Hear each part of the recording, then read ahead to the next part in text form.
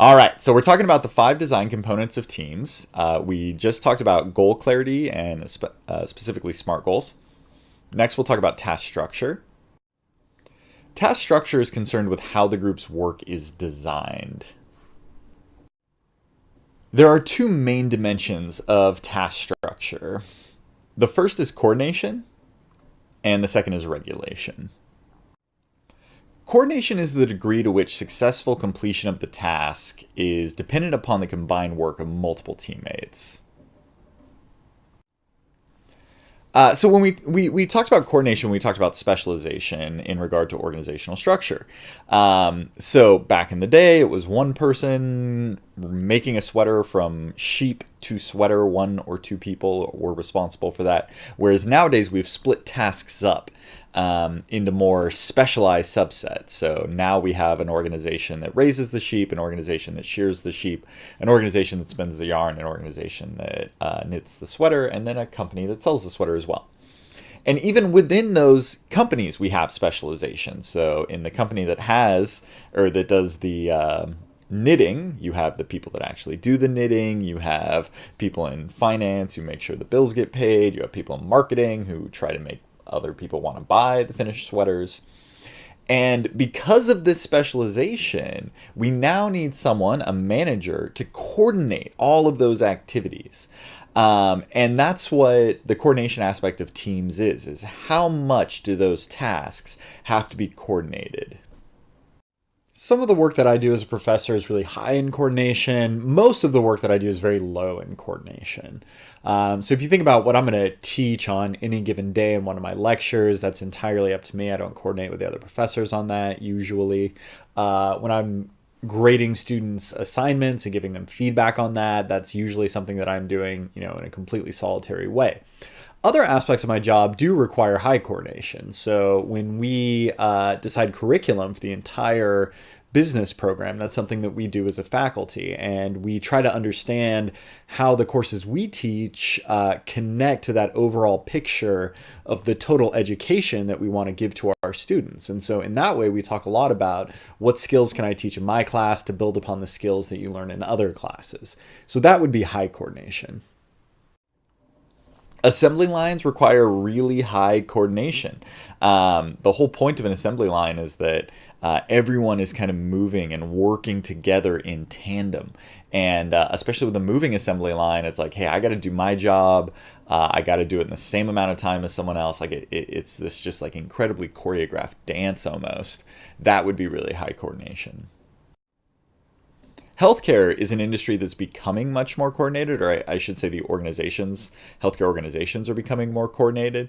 So back in the day, back when I was a kid, and honestly, most healthcare organizations are still like this, but you would have a separate doctor for everything that you went to, or a separate healthcare professional for everything that you felt was wrong with you. So you would have a cardiologist that you would talk to about your heart. You would have a nutritionist that you talk to about your diet. You might have a therapist that you talk to about your mental health.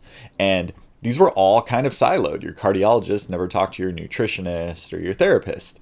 We're taking a much more holistic view of health now and realizing that the problems that you're having with your heart are really problems that you have with your diet, and the problem you're having with your diet is really because you're stressed out or because you don't have time to cook better. So we can't treat health in these silos. We have to get doctors together to work on a team where the focus of the team is the patient's health outcomes. And that's what we're seeing now is this pivoting from what was originally a divisional structure where organizations were divided based on different body systems to more of a matrix structure where healthcare professionals are on a team and the focus of the team is the patient's health. So there's more coordination between those individuals with a matrix structure. All right, so we're talking about task structure. It varies on coordination. The other aspect of task structure is regulation. Regulation is basically team level autonomy. How much freedom does the team have about what assignments they're going to do, how they're going to do them, how much of something they're going to make, who is allowed to be in the team? That's regulation. The business school is a really good example of a self-regulated team. So we choose our tasks, we choose which courses we're going to teach, we choose how those tasks are going to be completed, we choose who within the department is going to do that. That's not the dean giving that order and forcing us to do it. We do this based on committees and meetings and talking to each other. And so we really decide as a faculty about all this stuff. It isn't a top-down order. So we are highly self-regulated. We also control membership. So when we need a new professor, it's not HR doesn't go find a professor for the business school.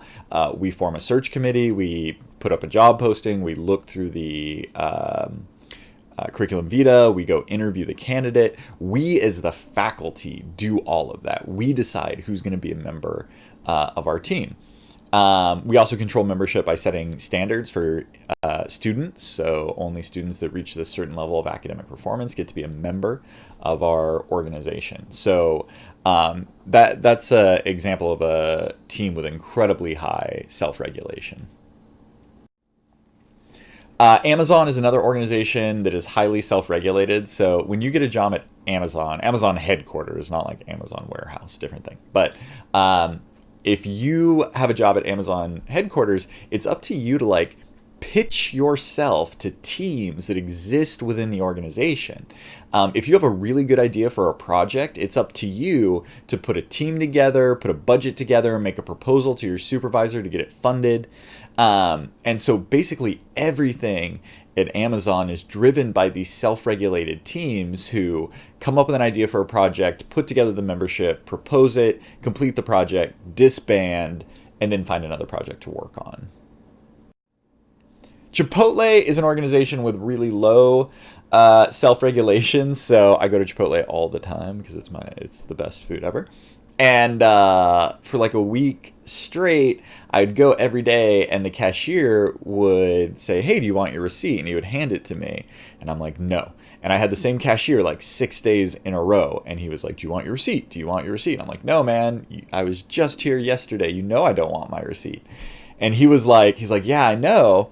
But there's a security camera in the corner, and corporate has access to the video feed from that camera. And it's corporate guidelines that you offer the customer the receipt.